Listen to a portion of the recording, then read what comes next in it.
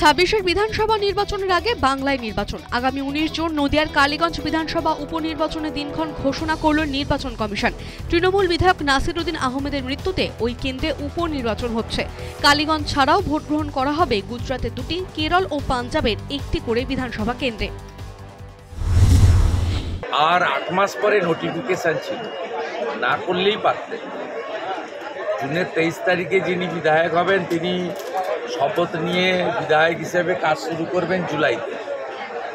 তাকে আবার মার্চ এপ্রিলের নির্বাচনে তার দল যদি পুনরায় মনোনয়ন দেয় লড়তে হবে।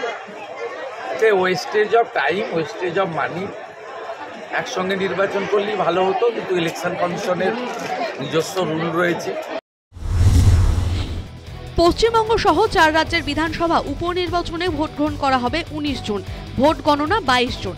রাজ্যে বিধানসভা নির্বাচনের আগে কালীগঞ্জের উপনির্বাচন সেমিফাইনাল হিসেবে দেখছে রাজনৈতিক দলগুলি। News time.